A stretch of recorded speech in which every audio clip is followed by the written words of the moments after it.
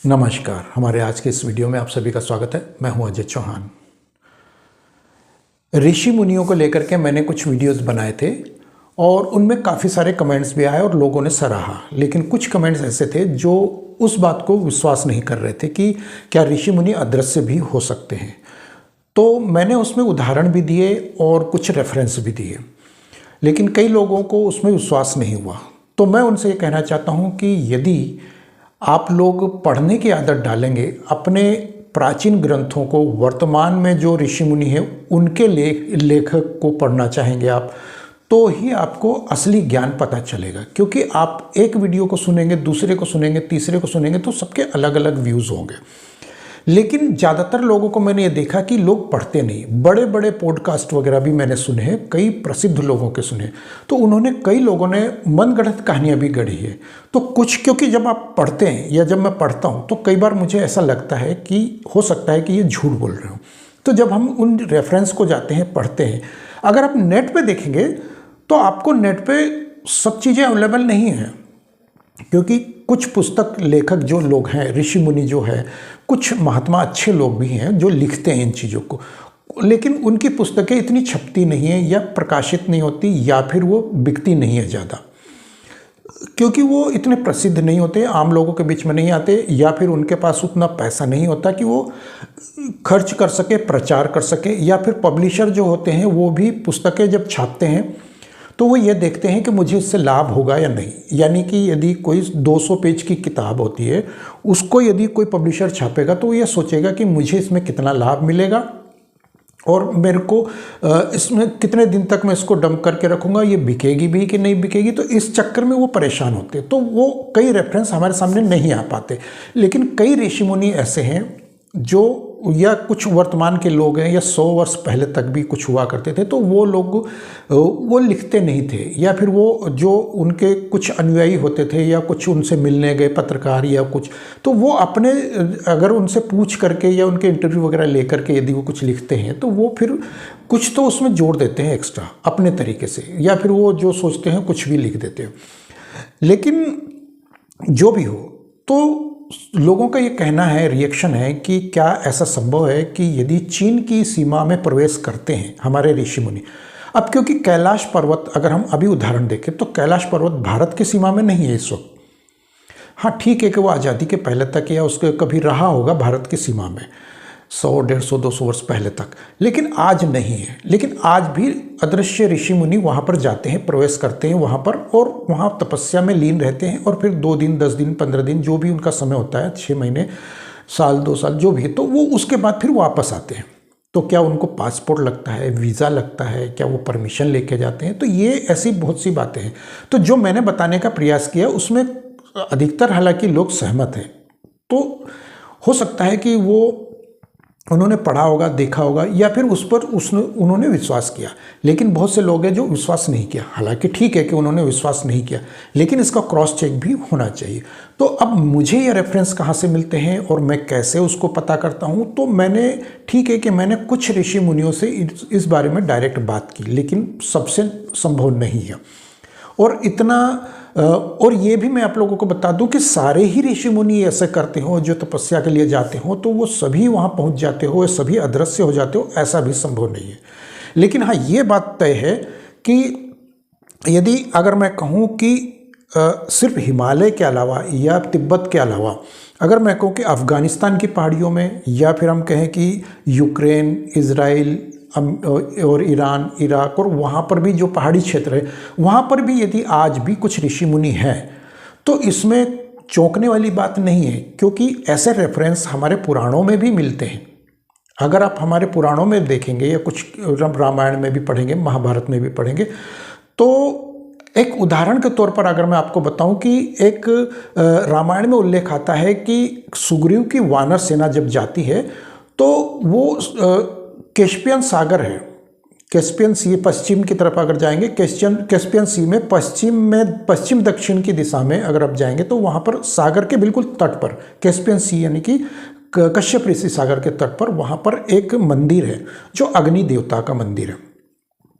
वो भगवान शिव से जुड़ा हुआ मंदिर कहा जाता है। तो वो वहाँ पर उस समय भी ज्वाला प्रज्वलित थी, और उसके बाद फिर अर्जुन फिर द्वापर युग में आता है तो अर्जुन भी उधर जाता है अपनी यात्रा को, ये जब वो अस्त्र शस्त्र वगैरह ग्रहण करने के लिए जाता है अपनी यात्रा पर, तो वहाँ पर वो भी जाता है अर्जुन, और वहाँ पर वो भी पूजा पाठ करता है। तो वहाँ पर भी वो मंदिर आज भी लगभग, आज वर्तमान की स्थिति क्या है ये तो नहीं आकलन है, लेकिन गूगल पर यदि सर्च करेंगे तो संभव है कि वो मिल जाएगा, और मैंने अभी ढूंढा नहीं है लेकिन है वहाँ पर। और उसको अगर आप देखेंगे तो वहाँ पर अग्नि आज भी, जैसे ज्वाला जी मंदिर हिमाचल में है, ज्वाला देवी मंदिर, उसी प्रकार से अग्नि भूमि के अंदर से प्रकट होती है, और वो बिल्कुल किनारे पर वो मंदिर है उसके, बताया गया है जो पुराणों में, हमारे महाभारत में भी उसका उल्लेख है कि अर्जुन वहाँ पर जाता है और पूजा पाठ करता है। और उसको फिर अभी कुछ वर्ष पहले तक भी उसकी खबर थी कि हाँ वहाँ पर वो मंदिर है, लेकिन आज क्या स्थिति है वो नहीं कह सकते, क्योंकि अब वहाँ पर पूर्ण रूप से उन म्लेच्छ प्रवृत्ति का वहाँ शासन चल रहा है। और 100, 150, 200 वर्ष पहले तक भी ये मंदिर वहाँ पर हुआ करता था। तो वहाँ पर जब वो मंदिर हुआ करता था तो उसके पूजा पाठ, पुजारी वगैरह सब कुछ, वो पद्धति, वो ठीक है कि वो क्षेत्र के स्तर पर पद्धति अलग होती है, जैसे हम बंगाल में देखें तो पूजा पद्धति अलग होती है, लेकिन सनातन का ही होता है वो, तो थोड़ी बहुत बदलती है वहाँ पर। तो वो पूजा पद्धति होती थी वहाँ पर 100, 150 वर्ष पहले तक भी। तो वहाँ पर वो ऋषि मुनि कई होते थे जो वहाँ पर बैठे रहते थे, तपस्या में लीन रहते थे। तो वो, क्योंकि जैसे ही माहौल ख़राब होता है या कुछ वो देखते हैं, ऐसा आभास होता है, तो फिर वो अदृश्य हो जाते हैं और अपने आप को वो अदृश्य करके किसी गुफा में बंद कर लेते हैं और अपने ओरा को वो लॉक कर लेते हैं। यानी कि एक प्रकार से हम कहें कि वो अपने ओरा को जो है वो अदृश्य कर लेते हैं और किसी को नज़र नहीं आते। और वो चाहे आप वहाँ उस ओरा के ऊपर से आप निकल जाएं, बैठ जाएं, वहाँ पर आप खाना पीना जो भी करें, जैसे भी करें, तो उस क्षेत्र में तो वो संत वहाँ पर तपस्या कर रहा होता है, अपने आप को वो अदृश्य नहीं, वो पंचतत्व उनके जो अंदर शरीर में होते हैं उनको अदृश्य कर लेते हैं। तो जैसे हम फिल्मों में देखते हैं मिस्टर इंडिया टाइप का, तो वो इस तरह से कर लेते हैं। इसके अलावा अगर हम देखें तो इसी तरीके से अन्य क्षेत्रों में भी है, अन्य पहाड़ियों में भी आज भी वो बैठे। तो जैसे मैंने अपने बताया था कि अफगानिस्तान की पहाड़ियों में बैठे हैं, तो इस तरीके से कई स्थानों पर वो बैठे हुए हैं।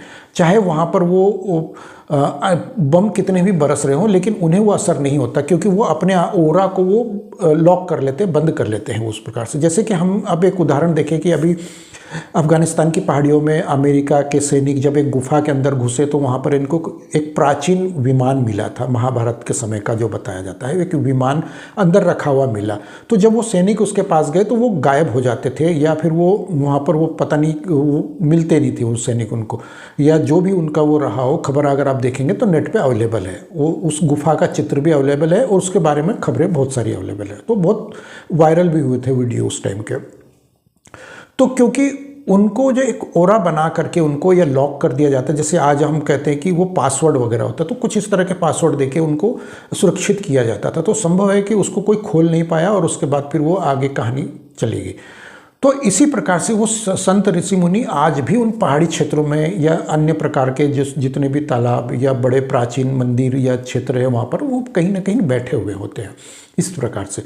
और हमें ये उल्लेख किताबों में मिलता है, प्राचीन किताबों में, ऐसा नहीं है कि नहीं मिलता है। तो अब विदेशी लेखकों की किताबों में ये बहुत ज़्यादा मिलता है, क्योंकि भारतीय लोग इस पर रिसर्च नहीं करते। अगर मैं आपको कहूँ कि मैं कहाँ से लाता हूँ, तो मेरे पास, हालांकि ठीक है कि जितनी मेरे पास अवेलेबल है, जो मुझे मिली वो मैं ज़रूर लेता हूँ। तो अगर आप देखेंगे तो मेरे पास ये इस तरह की बहुत सारी पुस्तकें हैं। एक ज्ञानगंज आप ये देखेंगे, दूसरी अगर आप ये देखेंगे, और तीसरी अगर आप ये देखेंगे, और चौथी अगर आप ये देखेंगे, इस प्रकार से। और भी अगर आप देखेंगे तो ये फेमस है पॉल ब्रंटन की। इसको लेकर के भारत के बहुत सारे ऋषि मुनि प्रसिद्ध हुए थे और विदेशी लोगों के नज़र में भारत के ऋषि मुनि बहुत ज़्यादा फेमस हुए थे। इसके बाद फिर उसके बाद अगर आप देखेंगे तो ये है, अगर आपको दिख रहा हो। उसके बाद हमारे गिरनार पर्वत है गुजरात में, उसके विषय में भी अगर आप देखेंगे। उसके बाद फिर हिमालय के संत, ये तो कहीं ना कहीं हमें ये, और अगर आप योग वशिष्ठ को पढ़ेंगे तो इसमें भी आपको बहुत कुछ मिलेगा ऐसा जो हमारी साइकोलॉजी के बारे में इसको पता चलता है। तो हम उसके आधार पर भी रिसर्च कर सकते हैं। और मैं मनुस्मृति पढ़ रहा हूँ, तो मनुस्मृति में भी मुझे ऐसी कुछ चीज़ें मिलती है कि हमारे ऋषि मुनि क्या है, हमारे ब्राह्मण क्या है। तो हमको क्लू मिलते हैं इस तरह के जब आप पढ़ते हैं। अब पढ़ना जब शुरू करेंगे, जैसे अब मैं महाभारत का उदाहरण दे दिया आपको, जब महाभारत पढ़ेंगे तो आपको उस विस्तार से अगर आप पढ़ेंगे पूरा तो आपको क्लू मिलेगा। इसी तरीके से अगर मैं कहूँ कि रामायण में है तो रामायण को भी आप तुलसी रामायण पढ़ेंगे तो वो एक कुंजी की तरह है, वो सिर्फ एक राम के आसपास घूमती है वो रामायण। लेकिन अगर आप वाल्मीकि रामायण पढ़ेंगे तो वो विस्तार से आपको पूरा A to Z बताती है। इस प्रकार से अगर हम कहें कि मैं अन्य पुस्तकें इस प्रकार से भी पढ़ता हूं तो आपको इस तरह की बहुत सी चीज़ें मिलेगी। अब मैं एक उदाहरण आपको देता हूं कि पॉल ब्रंटन, आप इसको खरीदिए, आप इसको पढ़िए। इसको जब आप पढ़ेंगे तो ये जो पॉल ब्रंटन एक लेखक है, तो इस व्यक्ति ने पूरा उत्तर से दक्षिण, पूर्व पे पश्चिम भारत को छान मारा और ये जानने के लिए कि यहाँ पर जो सिद्ध ऋषि मुनि है वो कैसे रहते हैं, क्या करते हैं, और मैं यदि किसी बहुत बड़े ज्ञानी सिद्ध ऋषि से मिलना चाहता हूँ तो कैसे उसके तक पहुँच सकता हूँ, और क्या क्या बीच में बाधाएं आती है, और कैसे कैसे लोग मिलते हैं, और कौन कितना जानता है यहाँ पर, एक आम व्यक्ति क्या जानता है। तो वो सब चीज़ें साइकोलॉजी इसमें दी हुई है। तो इसी के आधार पर हमें ये सब चीज़ें देखने को मिलती है। मेरे पास और भी इस तरह की बहुत सारी पुस्तकें हैं, वो मैं अभी मेरे पास नहीं है इस वक्त, लेकिन अगर आप देखेंगे तो ये है पुस्तकें मेरे पास। तो ऐसी एक नहीं है, और ये सब हिंदी में भी अवेलेबल है, ऐसा नहीं कि अंग्रेजी में ही है, हिंदी में भी है, आप पढ़ सकते हैं। अभी 2-4 और भी हैं जो मैं नहीं पढ़ पाया, तो उसमें आत्माओं के बारे में है, एक गीता प्रेस से है आत्माओं का रहस्य और पुनर्जन्म, तो उसको भी आप पढ़ेंगे तो आपको वहाँ भी ज्ञात हो जाएगा। तो ऋषि मुनि हमारे स्वयं लिखते हैं, हमारे शंकराचार्यों की पद्धति को अगर आप पढ़ेंगे तो वहाँ पर भी ये सब चीज़ें ज्ञात हो जाती है। तो ठीक है कि आपको समय नहीं मिलता, लेकिन अगर आपको पढ़ने की आदत डालेंगे, समय मुझे भी नहीं मिलता, मैं भी कभी आधा घंटा दिन में मिलता है, कभी 1 घंटा, कभी 2 घंटा, तो जब जैसे समय मिलता है मैं पढ़ने का प्रयास करता हूँ और उस चीज़ को जानने का प्रयास करता हूँ। मैं अभी भविष्य पुराण खरीदा मैंने और भविष्य पुराण को मैं पढ़ रहा हूँ, तो उसको पढ़ रहा हूँ तो मैं हदप्रभ हूँ कि भविष्य पुराण में सिर्फ वो खबरें नहीं है जो हमारे इंटरनेट पे वायरल है, कुछ 100-200 वीडियोस, और उसमें मुस्लिम का क्या होगा, क्रिश्चियनों का क्या होगा, तो वो कैसे आएगा, तो कल्कि आएंगे तो कल्कि का क्या लिखा। उसमें आज की घटनाओं के बारे में भी लिखा है कि जैसे अगर हम एक उदाहरण दें तो औरंगजेब, हुमायूं, तो ये जहांगीर, तो ये इनके जन्म क्यों हुए, इन्होंने ऐसा क्यों जन्म लिया, या इस तरह से अत्याचार क्यों किया, मारकाट क्यों मचाई, ये सब चीज़ें उसमें दी हुई है कि उनका ऐसा क्या वजह थी कि उनको ऐसा जन्म लेना पड़ा, और वो फिर नाम बाकायदा नाम से। तो वो तो अभी 100-200, 400, 500 साल पहले हुए, लेकिन हजारों वर्ष पहले अगर ये लिखा गया ये सब चीज़ें, तो कैसे लिखा गया। तो ये सब चीज़ें जानना तभी संभव है जब आप इसको पढ़ेंगे। और ये इसमें अगर मैं बताऊं आपको कि इसमें ये कहा गया है कि इसमें ये लेखक जो लिखता है वो ये है कि लोग अपने जो खजाने होते हैं उनको गुप्त तरीके से रखते हैं, छुपा करके रखते हैं, लेकिन भारत के पास जो खजाना है वो ये है कि वो उसको ओपन तरीके से रखता है, नहीं खुला रखता है। जैसे अभी हमारा कुंभ लगने वाला है, ये कुंभ शुरू होने वाला है 12-13 तारीख से, तो उसमें ये सारा हम कहें कि ये जो हमारी संपत्ति, हमारा धन दौलत है, हमारा खजाना, ज्ञान का जो खजाना है, वो पूरा ओपन हो जाएगा वहाँ पर, पूरा का पूरा। हम ये देखें कि पूरा आप जब जाएंगे आपको तो आपको आभास होगा कि इधर भी ज्ञान बट रहा है, उधर भी ज्ञान बट रहा है, यानी कि वो एक तरह से वो खजाना है वो हमारे पास ज्ञान का, तो वो उसके बारे में वो बताने का प्रयास कर रहा है। तो ये चीज़ें हमें जानने इन सब चीज़ों का हमें नॉलेज होना चाहिए, हमें पढ़ने पर ही मिलता है ये चीज़ें। और एक बार आप पढ़ना शुरू करेंगे तो आपको लगेगा कि यार पहले इसको ख़त्म करूं और बार बार पढूं इसको, और रोंगटे खड़े कर देने वाली जानकारियां मिलती है। तो आपको पढ़ने की आदत डालनी होगी, तभी जा करके आपको कुछ नया ज्ञान जानने को मिलेगा, और आभास होगा आपको कि आप जो एक दैनिक अपनी लाइफ जो जी रहे, दिनचर्या जो जी रहे, उससे कुछ हट करके कुछ जानने का प्रयास करेंगे आप। तो देखते हैं कि आप कितना पढ़ते हैं और कितना आत्मसात करते हैं अपने ज्ञान को। और मैं प्रयास कर रहा हूं कि मनुस्मृति भी बहुत जल्द शुरू करूं, क्योंकि मनुस्मृति के विषय में भी लोगों को बहुत ज़्यादा भ्रम हो रहा है। इसके अलावा मैं ज्ञानगंज को लेकर के, यानी कि एक ऋषि मुनियों की एक सीरीज शुरू करने का प्रयास कर रहा हूं। और इस प्रकार से ढेर सारी चीज़ें हैं जो मैं एक भविष्य पुराण को लेकर भी शुरू कर रहा हूँ, बहुत जल्द उसको लेकर के वीडियोस बनाने का प्रयास करूँगा। तो ये थी मेरी आज की जानकारी और मेरे ये विचार। यदि आप लोगों को मेरी ये जानकारी और विचार अच्छे लगते हो तो कृपया कमेंट बॉक्स में मुझे जरूर मिलते हैं अगले वीडियो में। तब तक के लिए जय श्री राम।